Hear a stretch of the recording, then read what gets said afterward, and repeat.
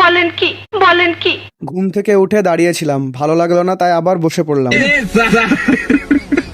তারপরে ফ্রেশ হয়ে কল করে বন্ধুকে ডাকলাম, গিয়ে দেখি বন্ধুই নাই, মানে রাস্তাতে নেই, রেখে বাজারে চলে গেছে। আর এইদিকে সূর্য মামা মনে হয় রেগে আছে, বেরোলাম, ভালোবাসা দিয়ে দিল। তারপরে আর কি, বন্ধুকে খুঁজতে খুঁজতে চলে এলাম বাজারে, গিয়ে দেখি সবাই আছে একসঙ্গে, কিন্তু আমি নাই। পরে ভালো করে দেখলাম আমিও তো আছি।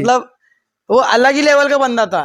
যেহেতু আজকে ফ্রাইডে ছিল, জুম্মাবার, তো নামাজ পড়ে তোমাদের সকলের জন্য দোয়া করে চলে এলাম বাড়িতে। Love you forever. তারপর রানীটাকে বের করলাম, আমাকে রাগ দেখালো, রেখে দিয়ে চলে গেলাম। তারপরে আর কি, বন্ধুর রানীটাকে নিলাম, দিয়ে বেরিয়ে গেলাম, মানে বাইকটা আর কি। যেমনটা তোমরা দেখতেই পাচ্ছ, কারণ দেখছো তাই।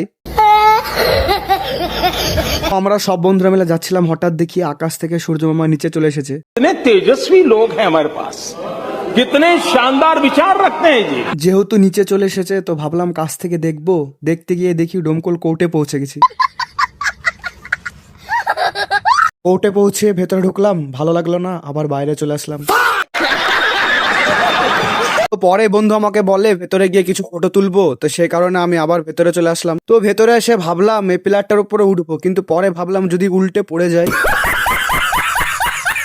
তো সব বন্ধুরা মিলে এখানে আমরা ফটোশুট করে নিলাম, তারপর আমরা বেরিয়ে গেলাম বাড়ির উদ্দেশ্যে। আর ইসলামপুরে এসে সবাই মিলে একসঙ্গে বসে একটু চায়ের আড্ডায় গল্প হলো। তারপরে আমার রানীটাকে দেখতে গেলাম কেমন আছে, আর এসে দেখি এখানে কাজ চলছে। তো যেহেতু আমাকে রাগ দেখিয়েছিল, সেজন্য ওর এই অবস্থা।